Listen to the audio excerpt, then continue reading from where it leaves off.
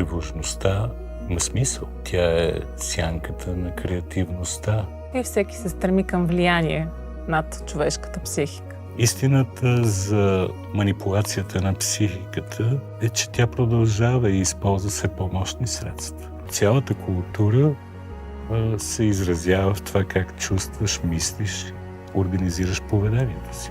Истината и смисъла стоят на кръст. Колко истина можеш да понесеш и да вградиш в живота си е твоя най-важен житейски избор. Хората искат да разцепват света на добро и лошо, без да осъзнават, че ние му придаваме това значение и смисъл. Човек има заложено в себе си една невероятна черта – търсач и смислопазител. Търсач и смислопазител.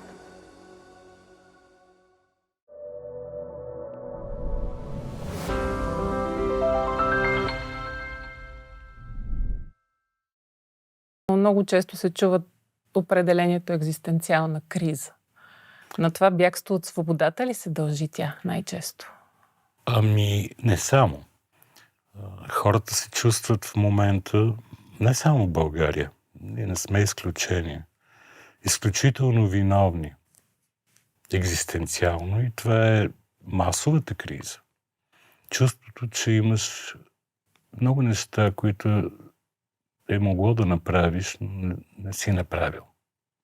Екзистенциалната вина и тревожност са масови чувства, несъзнавани винаги ясно и много бързо превръщани, трансформирани в нещо друго. Например, стремеж към власт и контрол. Или трупане на неща, имане. Да. За да заместиш празнотата, която чувстваш, и изпитваш вина за доброто, което не си направил, включително за самия себе си. И от тази гледна точка кризите са нещо, което имаме, но ние имаме и екзистенциални заплахи, реални. Какви са тия ядрени оръжия? А се правим на цивилизация, в която уж водещи са човешките ценности. Но това е защото човек се чувства заради осъзнатостта, дори да е минимална, още от детски години изправен пред заплахи. Че няма да реализира изцяло това, за което знае, че е възможно да бъде, да стане. И тая празнота, неудовлетвореност често пъти се превръща. Вижте какво се случва в общества, които са материално, икономически много напреднали, задоволени. Не гладуваме истински. Да, не, това е най-вече проблема. Имаме епидемии от зависимости. Екзистенциалните ни кризи са сякаш неизбежни, а има ли някаква препоръка за психохигиена, която можем да спазваме, за да не изпадаме в тях? Те са красиво нещо в същото време. Само си помислете колко творчески решения са направили хората, защото са стигнали до този момент. Като казваме кризи, трябва да се върнем към смисъла на думата, значението ѝ. Това значи, че може да тръгнем към по-добро. Гърците са му казвали салутогенезис. Но може да тръгнем и към влошаване. Тези термини не са медицински. Те са взети от житейската философия. Да. От екзистенциалното разбиране. Защото, в крайна сметка, хората осъзнават тия въпроси в момента, в който възникне естественото питане и дилемата е голяма. Аз защо съм създаден? За какво съм тук? Това е през вековете вечен въпрос, дилема.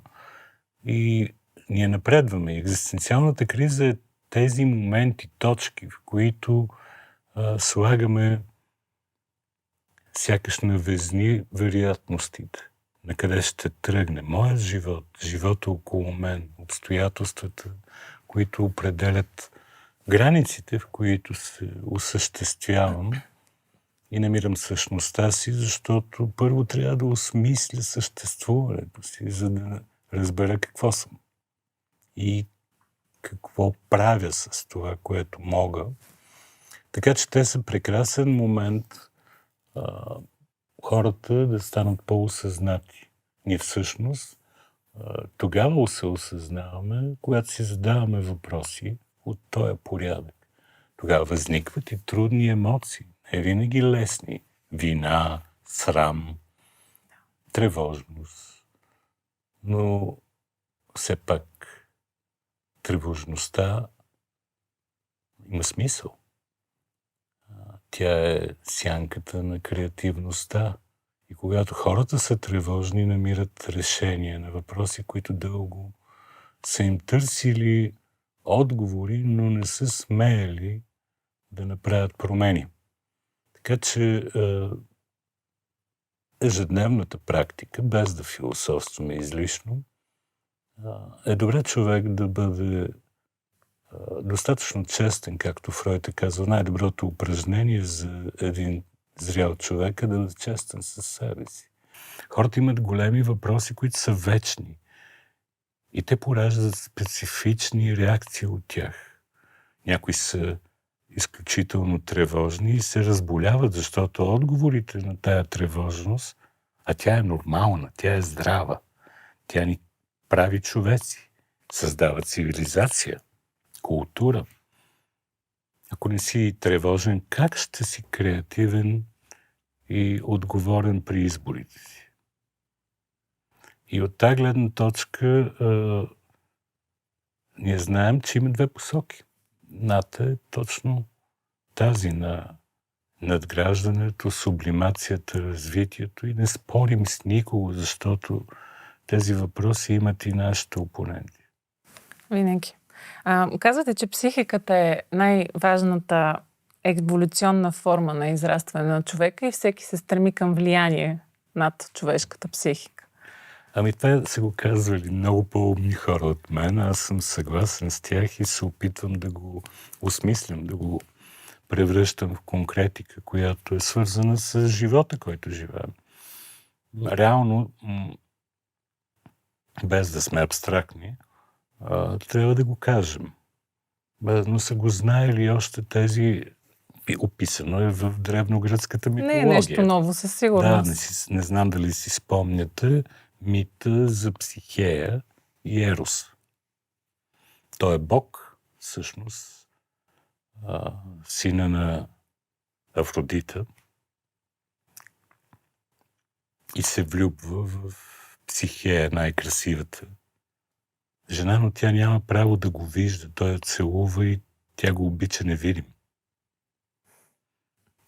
И когато понечва да го открие, получава гигантски наказания. Защото всъщност е нарушила правилата. Психиката е това. Способността на човека, защото използва символи. Да изгражда, но и да променя. А какви са спекулативните употреби? Картината за реалността. Да. Какви са спекулативните употреби на тази способност за влияние върху човешката психика в съвремието ни, които най-много ви така... Ами всички водят притесняват? война за тази психика. Война някой път ожесточена.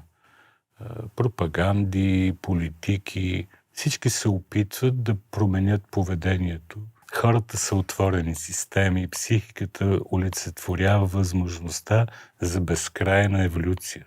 Истината за манипулацията на психиката е, че тя продължава и използва все по-мощни средства. Защо? Защото това е източника на енергията. И определя в крайна сметка кое е жизнено. Затова наричаме терапията екзистенциална. Защото не касае само нашите убеждения, а начина на действие в обществото и начина, по който формираме мирогледите си и пренасяме, така да се каже, човещината през епохите. Защото въпросът е какво е да си човек и мога ли да бъда повече в тая посока. На въпроса какво е да си човек и в контекста на най-актуалната тема в света в момента, имате една много интересна теза, че човекът е носител на изкуствен интелект. Ами всъщност човешкият интелект, самата дума интелект е изкуствена. В смисъл човек е създал в хода на психосоциалното си развитие, еволюцията. Ние не еволюираме, както другите видове, или еволюираме, но в много по-малка степен. Биологически вече надграждаме с това, което наричаме култура, а нейното интимно преживяване е психиката ни. Защото цялата култура се изразява в това как чувстваш, мислиш, организираш поведението си. И културата е производна на това взаимодействие от момента, в който сме формирали, да кажем, писмеността и помним какво ни се е случило и го пренасяме исторически. Ние сме създали и надградили над природния интелект, който ни е дала физиологията и биологичната ни същност. Сме надградили този слой на интелектуална, когнитивна, афективна способност, който всъщност е изкуствен. Той е създаден. Ако знаеш 12 езика и четеш литературата на тези народи, ще си много по-богат. Но това значи, че си овладял носителите и инструментите за пренасене на знания, опит, преживявания. В тази посока ние сега просто с изкуствения интелект или да го нарека тези богати езикови модели, Витгенштайн на времето беше написал едно кратко изречение, че ние сме потопени и обречени на език.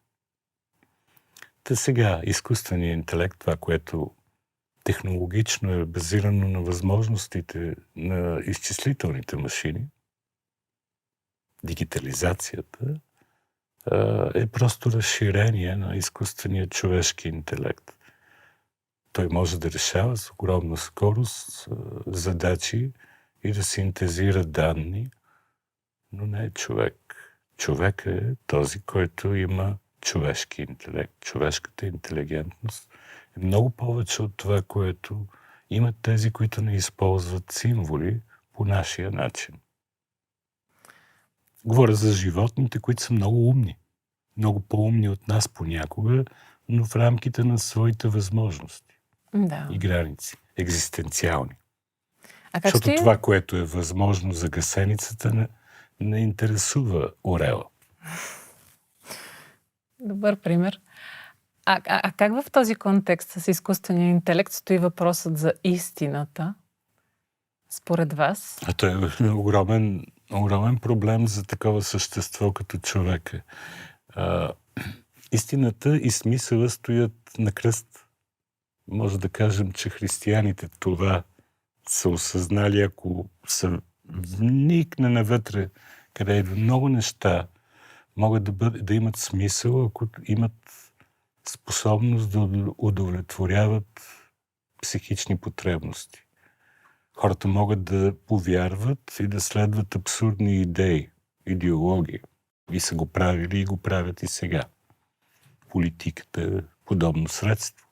Намира смисъл в нещо, което не е истина. Но ти върши работа. Някои живеят в героични фантазии за това от какво са част. Лутаме се някъде между количеството истина, което можем да понесем. Това е хубава мисъл на Яум. Точно така. Че всеки е длъжен всъщност да открие границата, прага, с колко истина мога да живея. За много има щастливи, героично утешителни митологии от край време. Няма нищо лошо, ако това върши работа на човека като справяне с неговите проблеми. Някои хора имат нужда да вярват в измислени сили. Други търсят какви са фактите и стоят на вселенски нива. Тъжното е, че някой път забравяме, че трябва да сме толерантни. Моята истина е непременно единствена. Да, да дадем възможност и да обсъждаме спокойни идеи. Това е, между другото, пак от Аристотел. Мъдрият човек е способен да обсъжда идеи, в които не вярва, че са истина. Да се лутаме между способността ни да разграничаваме истината от лъжата и толерантността ни към количеството истина, която можем да понесем.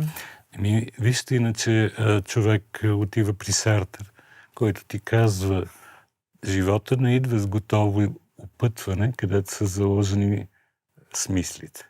Ти си този автор отговорен да осмислиш абсурда.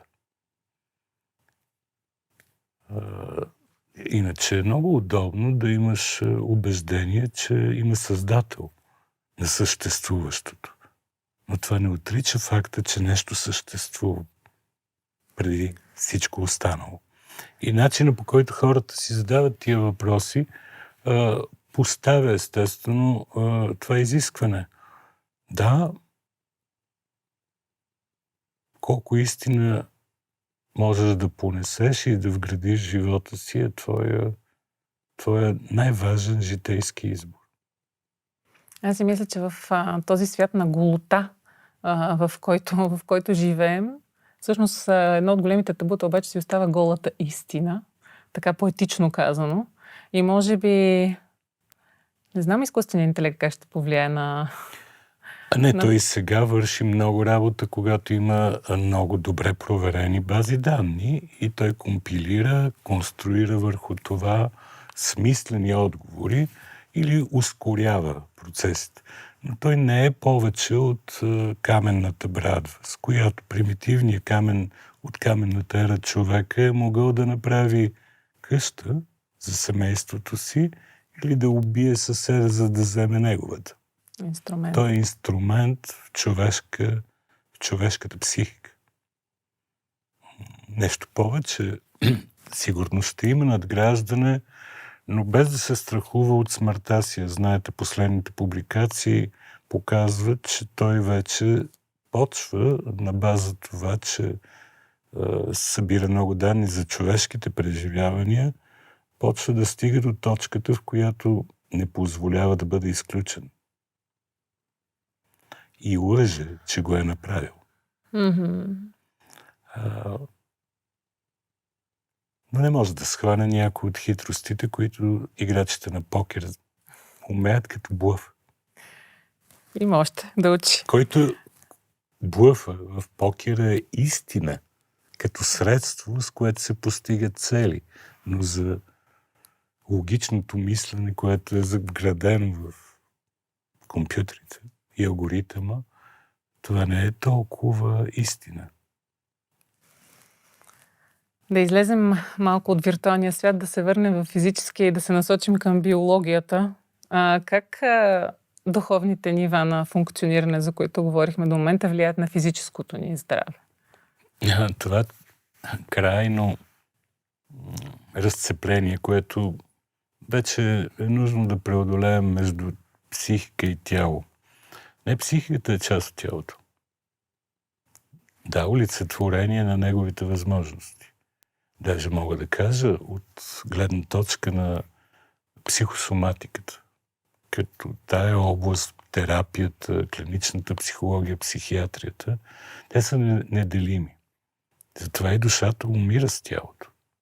Оставят обаче символите, които имат културен живот и често не си иска да са екстериоризирани във външни сили.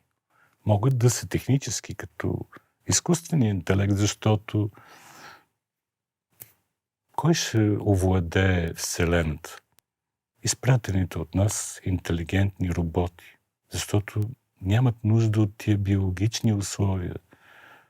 Астробиолозите, хората, които търсят живот заедно с астрофизиците в Вселената и знаят, че това са много възможности, казват, че няма как да възпроизведем в живото поддържащи системи всичките тези 200-250 стечения на обстоятелствата, които дават възможност да ни има на Земята.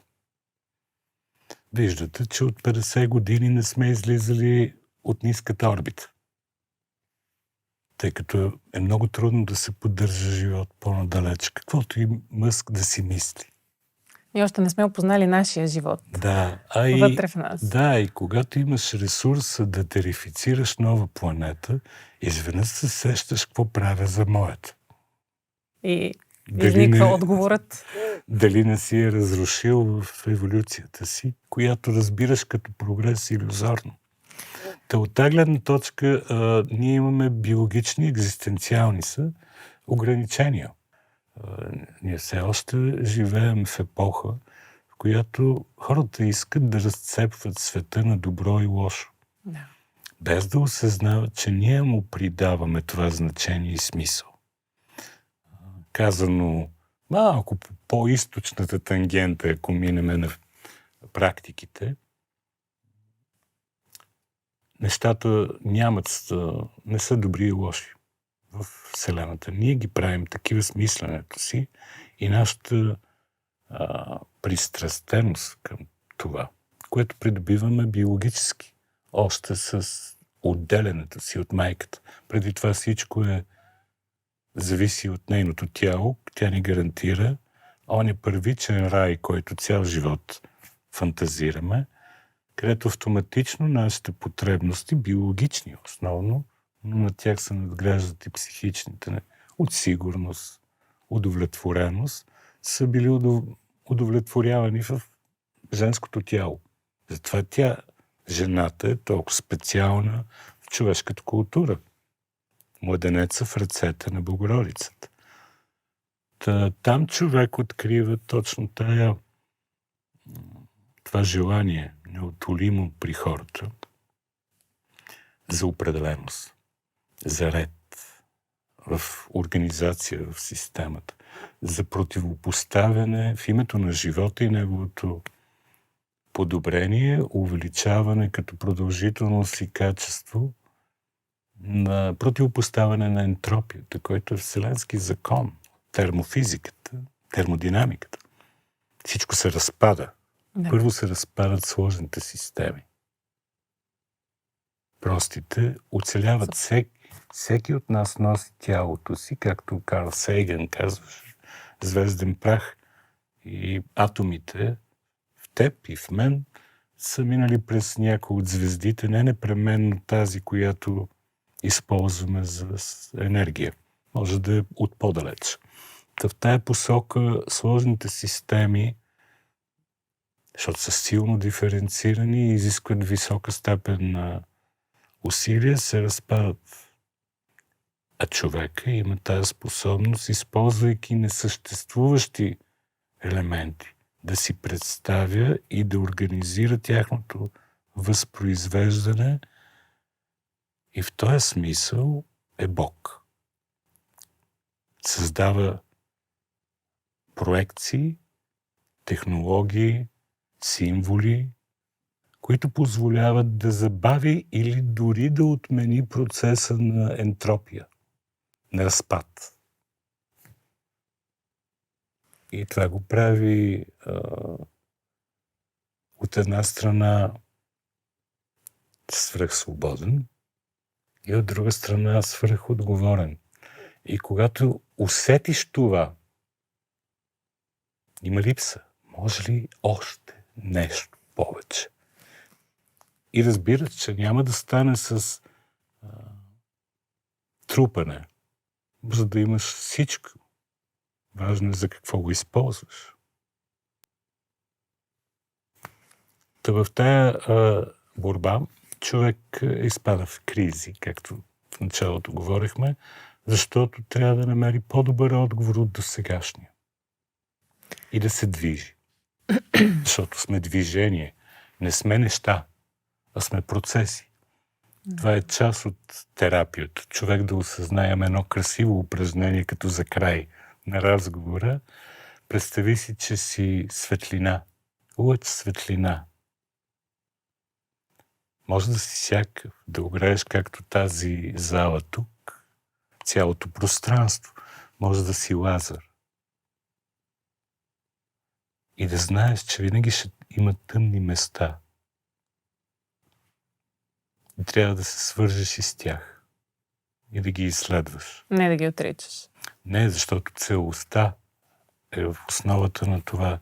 Юнг, например, е много добър в формулирането му. Той е много труден за разбиране понякога човек и специалист, който ни казва едно от най-страшните неща в човешкото самосъзнание, да си възприемаш цялостно. Ние сме способни на безнадежно неосъзнаване и отричане, само и само да не научиш всичко за себе си и сянката си. И ние го виждаме. Част от симптомите заместват това дълбоко самопознание. Много хора се страхуват да опознаят истините, да открият истините за себе си. Те ги носят, но сякаш не ги виждат в тъмнина. Ги държат, защото не разпръскват собствената си светлина върху реалността. И тогава имат заместващи решения. Неврозата, масовия случай, е бягство от болезнеността на истината, която ще откриеш и страха от това. Да видиш, че проектирането върху другите на своите недостатъци е много по-спасяващо. И виждате как си говорят политиците. Другите са тези лошите. Да разцепи света на свои и чужди. И да припишеш на своите най-хубавите неща, с които искаш да се идентифицираш и да демонизираш, сатанизираш другите, защото се различават в мирогледа, вярванията, убежденията си или интерпретацията за света. Само интелигентният човек може да води такъв диалог Ами, за истини, в които не вярва. Надявам се повече за това да си говорят учителите с децата в началото на учебната година, че там способността ни да сме изследователи на света, какъвто го виждат и другите, не само аз, е истината за човешкото развитие. Защото иначе никога няма да сме щастливи, ако само ние сме прави. Със сигурност. Има някакъв предел на истината, който социалната норма ни задава, да се надяваме, че той ще се променя към по-обемен В крайна вариант. сметка, ние имаме много фантазии за прогрес, но всъщност ние сме едно непрекъснато изменение и само част от тези неща ни харесват. Да. Ако погледнем от гледната точка на екзистенциалната терапия, а и не само на нея, дори една психоанализа, какво прави в терапевтичния процес човека? Той наблюдава своите чувства, преживяване, емоции, става способен да се освобождава от тях. Пуска ги, наблюдава ги, дори да са болезнени, но не ги задържа. Но в същото време става много по-сензитивен, като при медитацията. Задачата там каква е? Да постига способността да се свързва с цялото, с всичко, което се случва в теб и около теб, по начин, който не използва мисленето, определенията и оценката, а доброто усещане, което бебето има, преди да усвои езика и културата, за свързаност в среда, в която се доверяваш на съществуването. В този свят на тревожност, в който живеем, това ли е начинът да се тревожим правилно, както вие съветвате? Да се тревожиш правилно значи точно това. Да търсиш креативен отговор на въпросите, които те изкарват извън кожата. И да си наясно, че може да го постигне само ако това има смисъл и за още поне един човек. Форто. Което прави човека човек. Защото прословутата пирамида на Маслоу, той е, между другото, от екзистенциално-хуманистичната школа. Той не е рисувал, а е описал иерархията на човешките потребности. И най-горе не е самореализацията. Има още едно ниво, за което не му е стигнало времето да говори достатъчно. Това е self-transcendence. Или способността да се надхвърлиш, да правиш нещо, което има смисъл за човека въобще. И това послание го има в много разбирания, не като някакви схоластични учения в философията, има го и в религиозните метафори, защото те това дават, метафори за психодинамиката в съществуването на човечеството. В тая посока имаме много какво да научим от предходните мислители и хора, които са практикували тези символизирани в концепции, разбирания, практики, открития. Човек има заложено в себе си една невероятна черта. Той е смисъл търсач и смисъл пазител. Правиме много неща, но смисъла да ги има е да четем поезия, да творим и да се свързваме помежду си. Това дава смисъл. Това дава смисъл. Дава структура, материя, условия, но не е смисъл образуващото. Човек има нужда да намира смисъл и то не е само за себе си в нещата, с които се занимава. Благодаря за олицетворението на целия смисъл на това, което правя в последните ви думи, наистина от сърце. Благодаря и на вас, че бяхте с нас днес в това бягство от ежедневието и потапяне в дълбокия смисъл на живота. До нови срещи!